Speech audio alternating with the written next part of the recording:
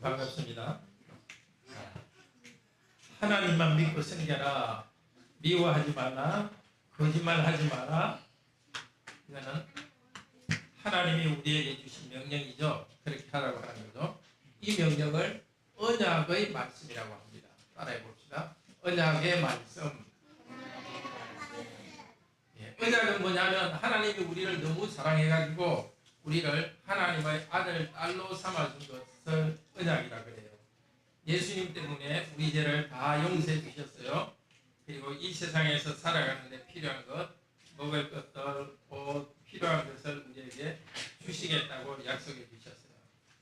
이 세상에서 100년 정도 살 텐데, 그러면은 100년 정도 살면 이 땅에서는 죽지만은 하나님의 나라에 들어가게 해주세요. 이런 여러 복을 하나님께서 우리에게 주셨어요.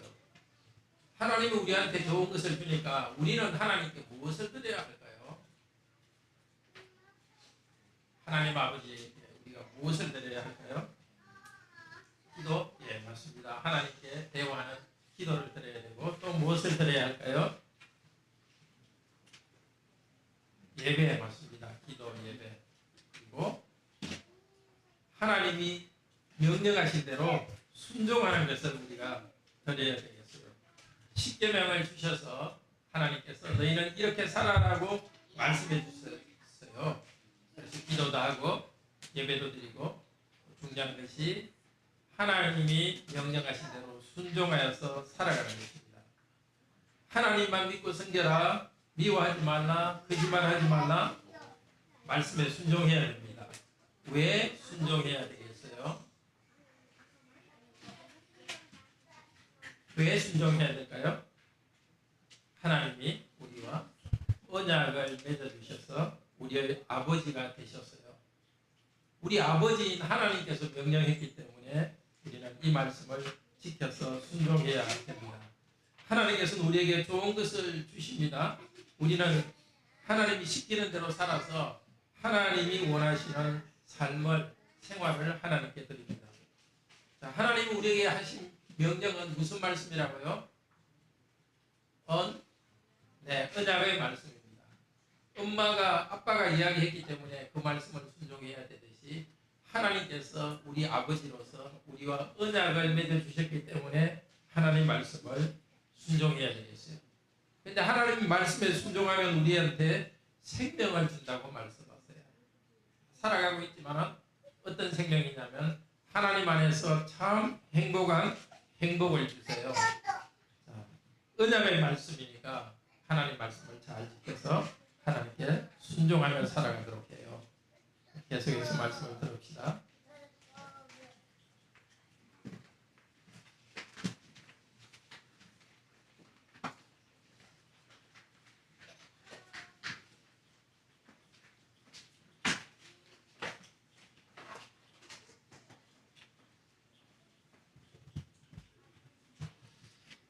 네, 하나님 말씀에 순종하여서 참 생명을 누리도록 합시다.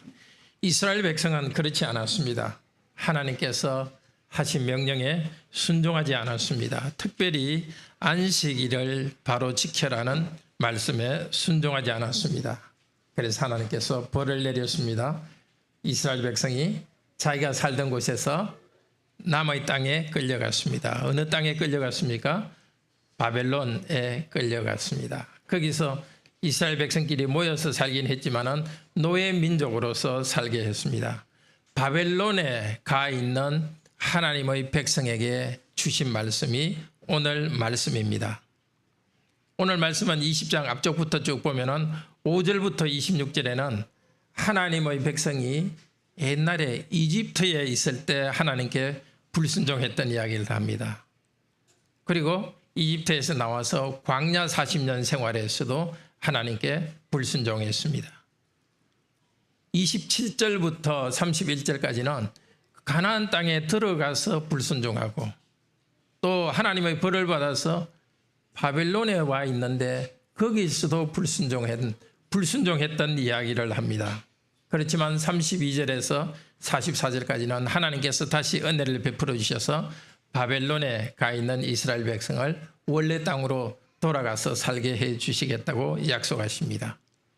오늘 읽었던 20장 18절에서 26절 말씀은 이스라엘 백성이 오래전에 이집트에서 나와서 애굽에서 나와서 광야 생활할 때 불순종했던 이야기입니다. 1세대가 아니라 2세대의 불순종했던 이야기입니다. 과거 조상들의 불순종, 하나님께서 그들을 벌하시고 그렇지만 은혜를 베풀었다는 이야기를 하는 이유는 뭘까요? 지금 바벨론의 포로 생활, 남의 나라에 살고 있는 그 사람들에게 다시 하나님의 은혜를 의지하고 말씀에 순종하여서 참 생명을 누리도록 복을 주기 위해서입니다. 하나님 말씀에 순종하여서 참 생명을 누리도록 권고합니다. 우리 모두 오늘 이 말씀에 비추어서 자신을 돌아보도록 합시다. 하나님 말씀에 순종하여서 참 생명을 누리는 은혜가 있기를 바랍니다. 첫째로 18절에서 22절에는 하나님의 말씀에 불순종한 오래전 2세대 광야교회, 그 교회를 하나님의 이름을 위해서 관용을 베풀었다고 말씀합니다.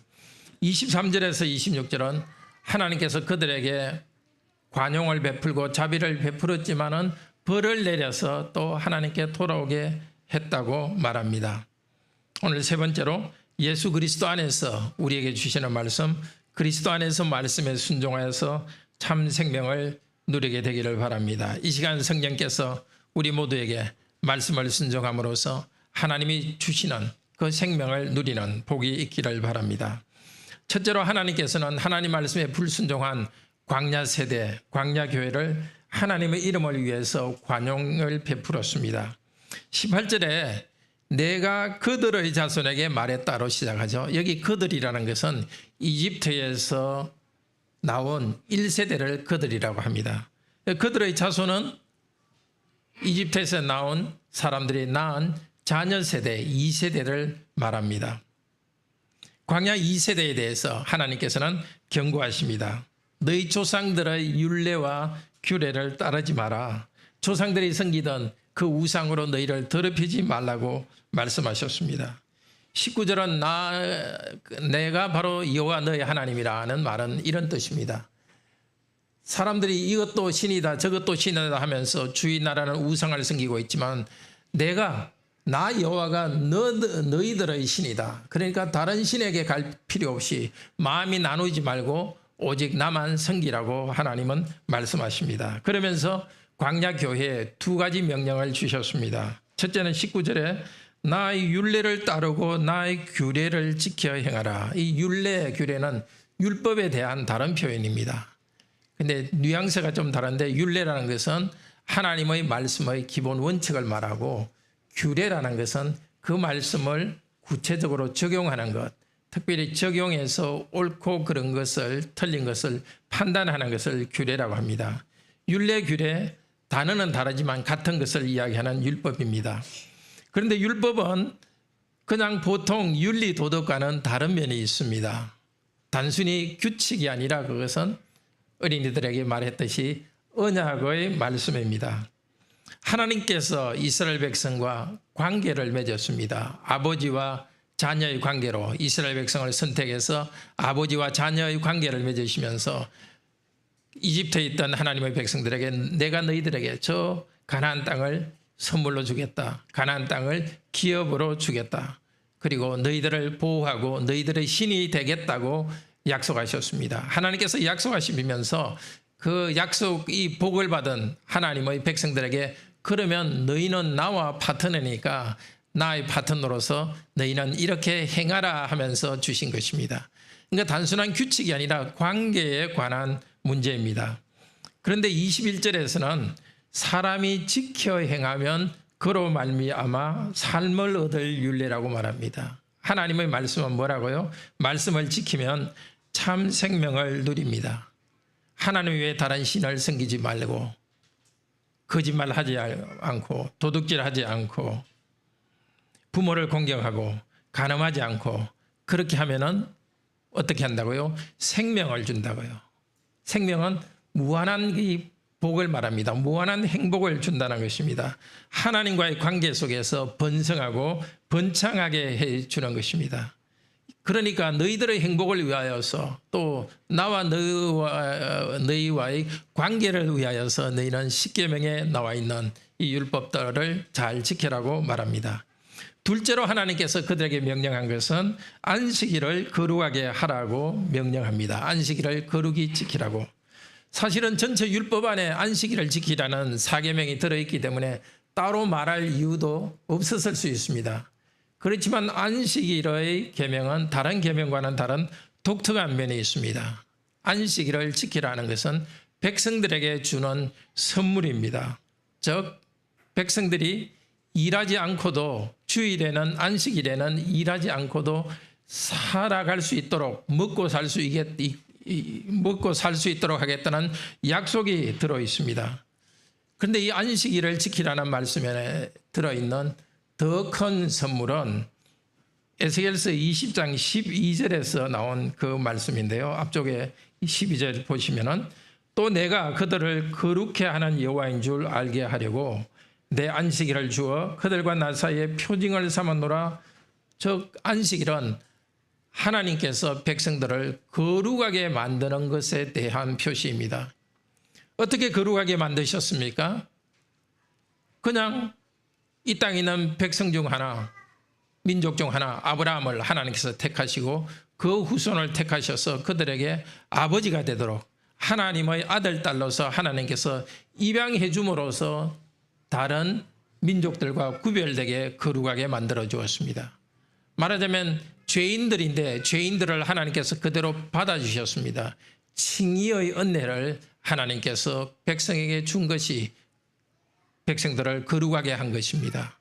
또 하나 백성들을 거룩하게 한 것은 그들에게 성령님을 주셔서 하나님의 말씀을 지킬 수 있도록 하나님 말씀을 성령님 안에서 지킴으로써 그들을 또한 거룩하게 해주셨습니다.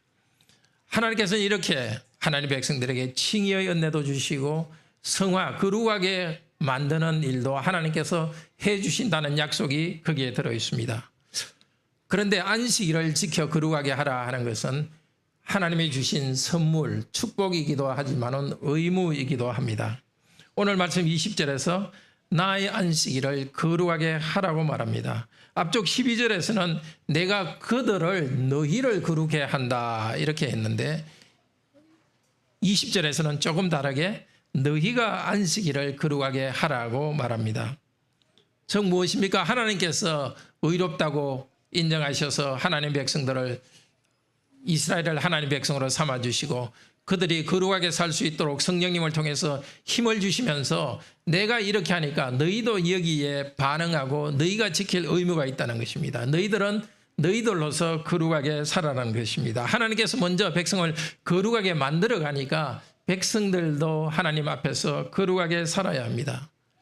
안식일에 일을 하지 않고 일을 그만두는 것은 하나님의 백성들이 이 땅에서 죄악된 삶을 그만두고 하나님 앞에 거룩하게 살겠다는 표시요 헌신이기도 합니다. 안식일에 쉬는 것은 세상에 대해서 내 자신의 죄에 대해서 자기를 부인하고 자기에 대해서 죽는 것입니다. 성령께서 우리를 거룩하게 인도하시는데 거룩하게 인도하시도록 자신을 맡기는 것이 안식일을 거룩하게 지킵니다.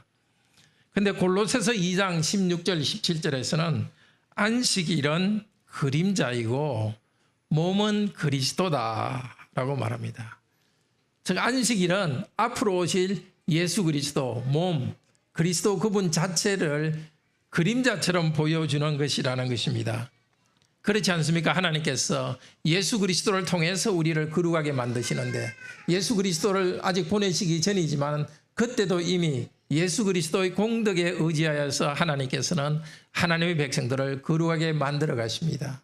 이 구약 백성들이 누렸던 안식의 복은 우리 주일을 누리는 우리에게서 완성됩니다. 예수님이 오셔서 예수님의 피공로로 우리를 의롭다고 인정하시고 예수님이 오셔서 우리에게 성령님을 보내주셔서 우리가 거룩하게 살도록 하셨습니다.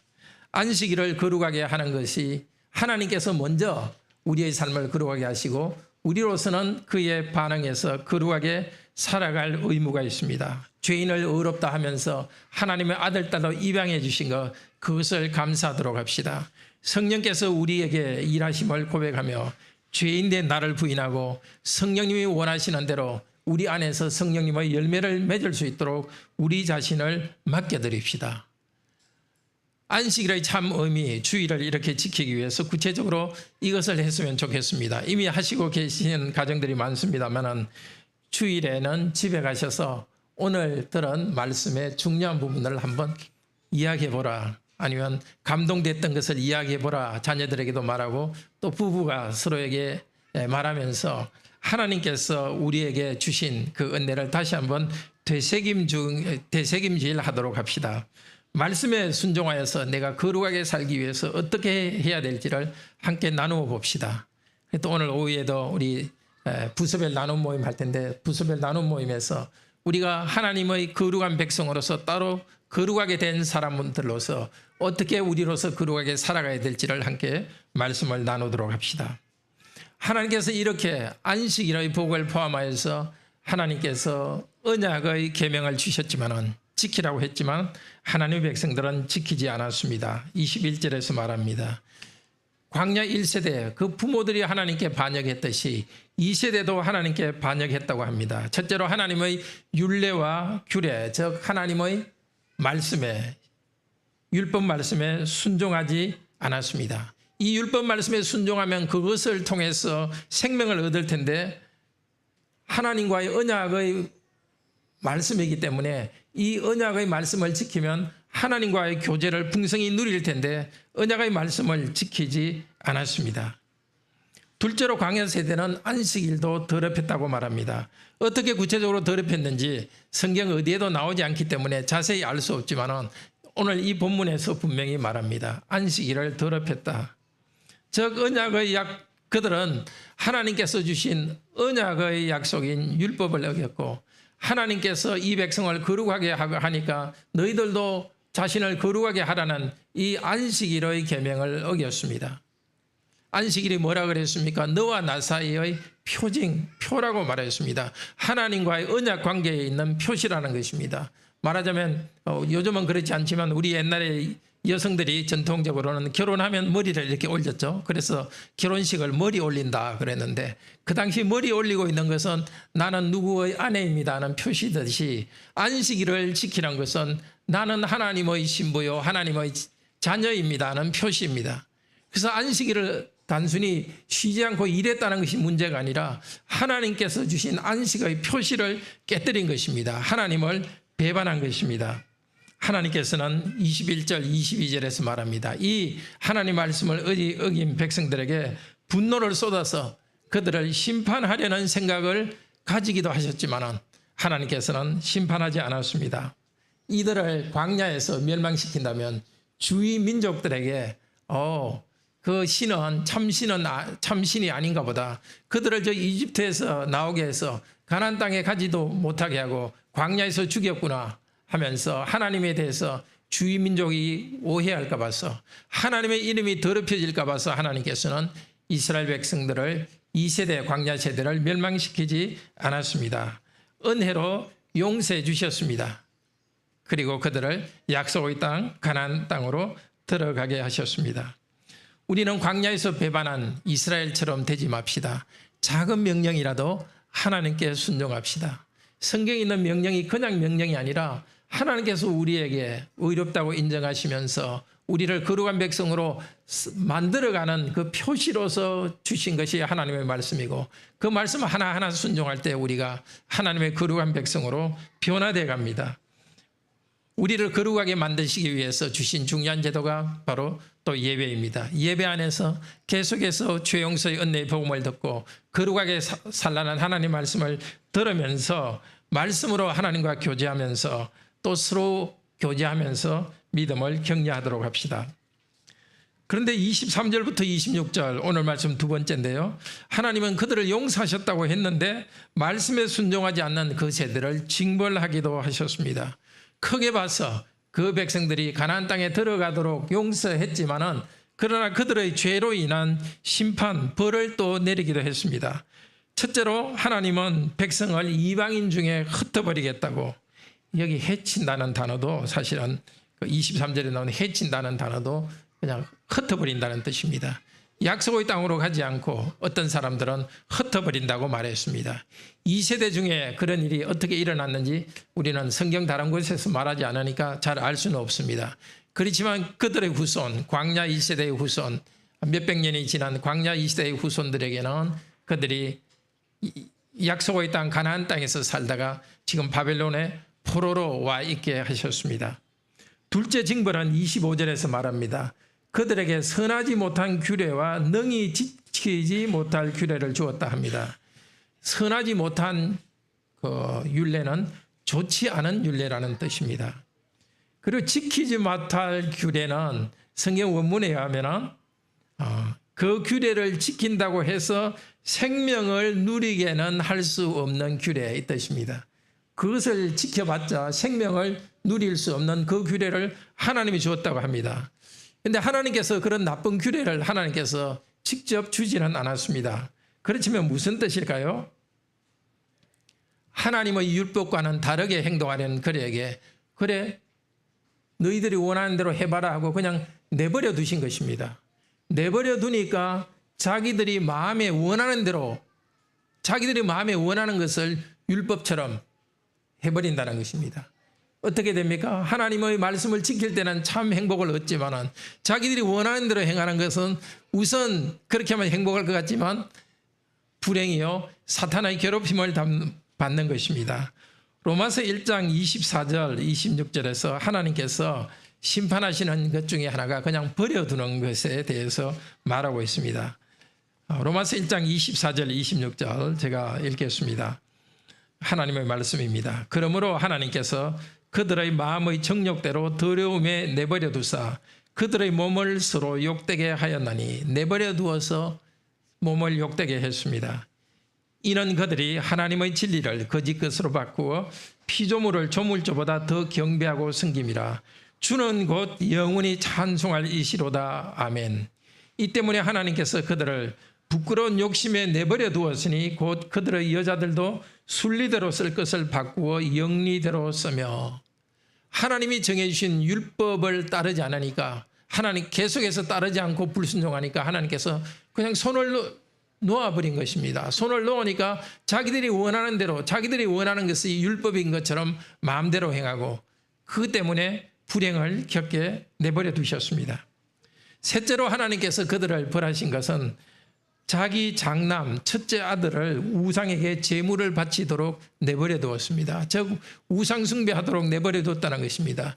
우상을 섬기면 뭐 복을 줄 것처럼 이야기하는데 자 너희들이 복을 받기 위해서는 너희 자녀를 불로 태워서 제사를 드리라. 그러면 복을 주겠다. 이런 우상도 있습니다. 그게 몰렉 혹은 몰록 신인데 그 신들을 하나님 백성들이 섬기는 것을 하나님께서 내버려 둬서 자기 아들을 상하게 하는 자기 아들을 죽게 하는 그런 벌을 하나님께서 주셨습니다. 죄 가운데 그들을 내버려 두었습니다.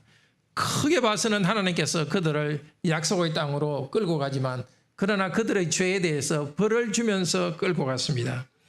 그런데 20절과 25절에 두 번 반복되는 것이 있습니다. 이 모두는 내가 여호와인 것을 알게 하려 함이라 그렇게 합니다. 20절에서 내가 여호와인 것을 알게 하려 함이라. 어떤 분임을 알게 했겠습니까? 앞쪽에서는 하나님의 말씀을 지킬 때에 말씀으로 생명을 얻고 안식일을 지킬 때 하나님께서 거룩하게 하시는 그 복을 주시는 하나님으로 그들은 알게 되었습니다. 그렇지만은 25절에서 이들은 벌을 받으면서 하나님을 알게 되었을 것입니다. 어떤 하나님을 알게 되었을까요? 죄를 용납하지 않으시고 벌하시는 정의로운 하나님을 알게 하셨습니다. 그때 하나님은 지금 우리의 하나님이기도 합니다. 하나님 말씀에 순종하면 사랑과 생명을 누리게 해주십니다. 하나님 말씀에 불순종하면 벌하셔서 하나님의 정의를 이루십니다. 벌을 받으면서 정신을 차리고 하나님께 돌아오겠습니까? 아니면 하나님 말씀에 순종하여서 하나님이 주시는 복을 누리면서 하나님과 교제 가운데 살아가겠습니까? 정말 자발적으로 하나님께서 벌을 내리시는 것이 아니라 하나님의 말씀에 순종할 때 하나님께서 우리에게 행복을 주시는 이 길로 걸어가시기를 바랍니다. 이 백성들에게 바벨론 포로로 가 있던 백성들에게 하나님께서는 회복의 약속을 주십니다. 예수 그리스도 안에서 말씀에 순종하여서 참 생명을 누리는 것을 그들에게도 부분적으로, 예수 그리스도는 아직 오지 않았기 때문에 예수 그리스도의 이름은 모르지만 그들에게 그리스도 안에서 누릴 그 행복을 주셨습니다. 먼저 회복의 약속을 40절에서 44절까지 합니다. 광야 백성들, 즉 이 말씀을 듣고 있는 바벨론 포로로 잡혀가 있는 사람들, 이 말씀은 에스겔과 함께 바벨론에 잡혀와 있던 하나님의 백성들에게 하는 말입니다. 앞쪽에서 한 것은 너희들의 조상들의 세대에 이렇게 하셨다. 하나님께서 조상들의 죄도 불구하고 하나님의 이름을 위하여서 그 약속의 땅으로 들여보내시는 은혜를 베풀었고, 또 그들의 죄에 대해서는 심판하시면서 은혜를 베풀었다고 말했습니다. 그리고 나서 지금 이 바벨론에 잡혀와 있는 사람들에게도 그런 복을 주겠다고 하십니다. 희망의 메시지를 전합니다. 40절에서 44절에서 말합니다. 그들이 고향으로 돌아가 하나님을 섬길 것이고 하나님께서는 백성을 기쁘게 받을 것입니다. 그 약속의 땅에서 다시 들어가서 자기들이 고향으로 다시 돌아가서 여호와 하나님을 바로 알 것입니다. 그때 여호와 하나님 앞에서 부끄러워할 것이다. 자기들의 과거의 죄를 부끄러워할 것이라고 말합니다. 하나님께서 죄인들인데도 불구하고 먼저 그들에게 다시 고향 땅으로 오게 했기 때문에 그 은혜에 감격하여서 부끄러워할 것이라고 말합니다. 44절에서는 요약해서 전체적으로 말합니다. 이스라엘 족속아, 내가 너희의 악한 길과 더러운 행위대로 하지 아니하고 내 이름을 위하여 행한 후에야 내가 여호와인 줄 너희가 알리라. 하나님께서는 하나님의 명예를 위하여서 백성을 향하여서 은혜로 행하십니다. 하나님의 명예라는 것은 하나님은 은혜로운 분이시라는 하나님의 속성을 나타내기 위해서 하나님께서 그들에게 고향으로 돌아오게 하십니다. 하나님과의 관계도 현실적 행복도 하나님 쪽에서 은혜로 된 것임을 알게 될 것입니다. 그리고 백성은 믿음으로 하나님께서 주신 것을 받을 것입니다. 이 회복의 약속대로 하나님께서는 바벨론 포로들이 잡혀가 있는 사람들을 고향 땅으로 돌아가게 해서 약속을 이루셨습니다. 그렇지만 하나님께 주신 약속의 진짜는 우리 주 예수 그리스도를 통해서 이루어졌습니다. 마태복음 1장에서는 하나님께서 자기 아들을 예수라는 사람으로 태어나게 하셨습니다. 예수, 자기 백성을 저희 죄로부터 구원하는 자 예수를 보내주셨습니다. 하나님 아들을 보내주셔서 저와 여러분, 자기 죄 가운데 빠져있는 우리들을 구원하시는 일을 계속하셨습니다.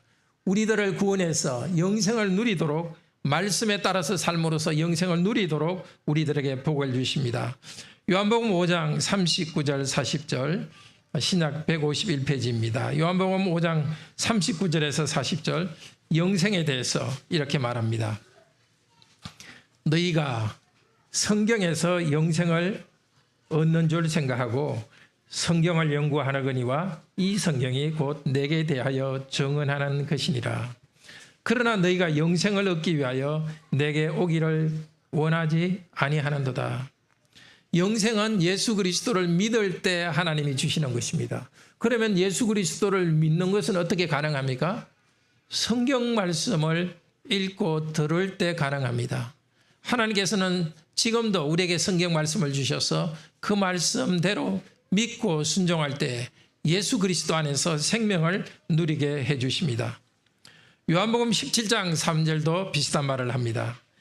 영생은 곧 유일하신 하나님과 그가 보내신 자 예수 그리스도를 아는 것입니다.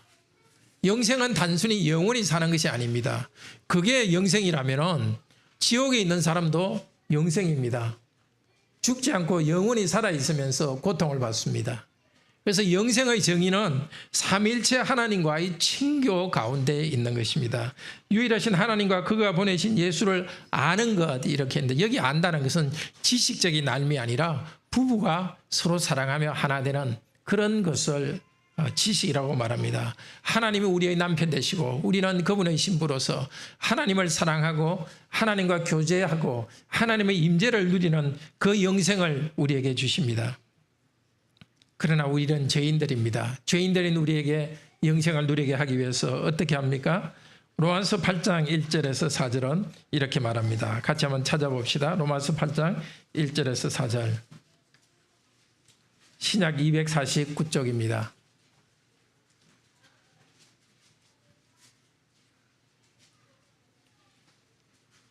로마서 8장 1절에서 4절 같이 읽읍시다. 그러므로 이제 그리스도 예수 안에 있는 자에게는 결코 정죄함이 없나니 이는 그리스도 예수 안에 있는 생명의 성령의 법이 죄와 사망의 법에서 너를 해방하였습니다. 율법이 육신으로 말미암아 연약하여 할 수 없는 그것을 하나님은 하시나니 곧 죄로 말미암아 자기 아들을 죄 있는 육신의 모양으로 보내어 육신의 죄를 정하사 육신을 따르지 않고 그 영을 따라 행하는 우리에게 율법의 요구가 이루어지게 하려 하심이니라. 여기 육신이란 것은 우리의 몸을 말하는 것이 아니라 죄악된 우리의 본성을 말합니다. 죄악된 본성을 가진 우리들, 당연히 하나님께서 우리를 정죄하시고 심판하셔야 되는데 그러나 우리에게는 결코 정죄함이 없나니. 왜 정죄함이 없습니까? 우리 주 그리스도 예수 안에 있는 생명의 성령의 법이 죄와 사망의 법으로부터 우리를 해방하셨기 때문입니다. 우리 주 예수 그리스도를 믿을 때 하나님께서는 우리를 정죄하지 않으시고 예수 그리스도에게 우리의 죄를 맡기시고 오히려 예수 그리스도의 의로움을 우리의 것으로 주셨습니다. 그리스도 예수를 믿는 자에게는 죄인인데도 불구하고 죄에 대해서 결코 정죄하지 않습니다. 의롭다고 인정해 주십니다. 그리고 의롭다고 인정해 주신 우리에게 성령님을 보내주셔서 4절에 말하죠. 그 영, 성령을 따라 행하는 우리에게 율법의 요구가 이루어지게 하려 함이라. 하나님의 율법을 다 순종하고 실천할 수 있도록 합니다. 그 무엇입니까? 율법을 순종하는 것은 바로 성화입니다. 우리를 거룩하게 만들어 가십니다. 예수 그리스도를 믿을 때 예수 그리스도의 보혈 공로로 하나님께서는 우리 죄를 용서하셨고 여기 있는 우리 성도님 한 분도 빠짐없이 예수 그리스도를 믿는 성도님들은 죄인임에도 불구하고 죄 용서 받았습니다. 죄 용서하시고 그것으로 끝내지 않고 성령님을 보내주셔서 이제 하나님의 말씀을 따라서 우리가 말씀에 순종할 수 있도록 성령께서 일하십니다. 구약 안식일에 하나님께서 안식일을 지키는 너희에게 너희를 거룩하게 하겠다고 하신 그것이 예수 그리스도 안에서 이루어졌습니다. 예수 그리스도 안에서 의롭게 되었고 예수 그리스도 안에서 계속해서 우리를 거룩하게 만들어갑니다. 이제 우리는 하나님의 말씀을 우리의 힘으로가 아니라 성령님을 의지하여 지키고 하나님의 이 요구하시는 율법의 요구가 우리 가운데 이루어지게 하십니다.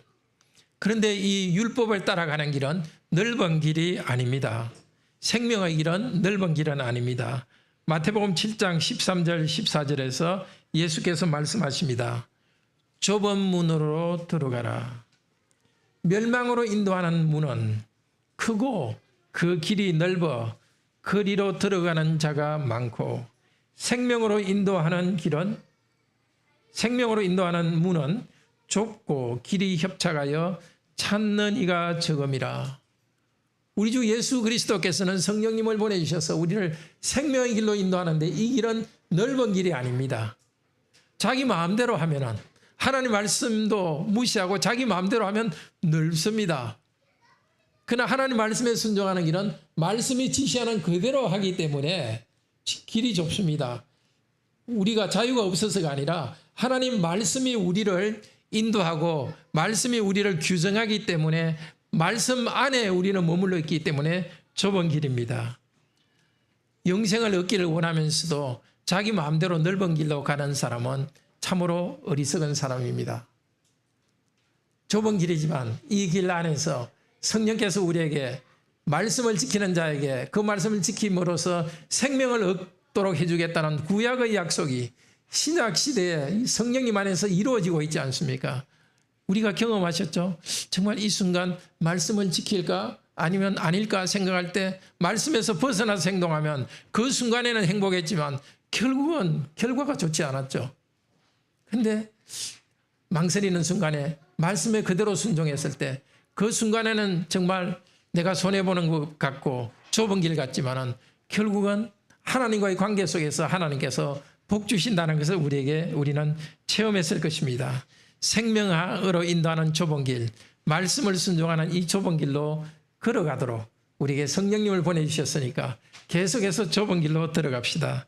형제자매 여러분, 하나님은 우리에게 주신 말씀과 명령, 그것은 하나님과 우리가 특별한 관계에 있다는 언약의 관계를 나타냅니다. 하나님과 우리가 언약 관계에 있다는 표시입니다.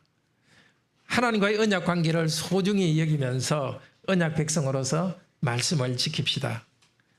주 예수 그리스도를 주님으로 믿은 우리에게는 성령님께서 새로운 생명을 주십니다. 주일에 쉬며 예배를 드릴 때 하나님께서는 역시 우리를 말씀 안에 머물러 있을 때 우리를 거룩하게 만들어 가십니다. 우리를 거룩하게 만들어 가시도록 우리도 거룩하게 살아갑시다. 주일에 말씀을 듣고 기도하면서 죄악된 자기를 부인하고 성령님 안에서 서로 사랑하는 사람으로 변화되어 가시기를 축복합니다. 우리 하나님께 감사 찬송 드립시다. 시편 19편 4절에서 6절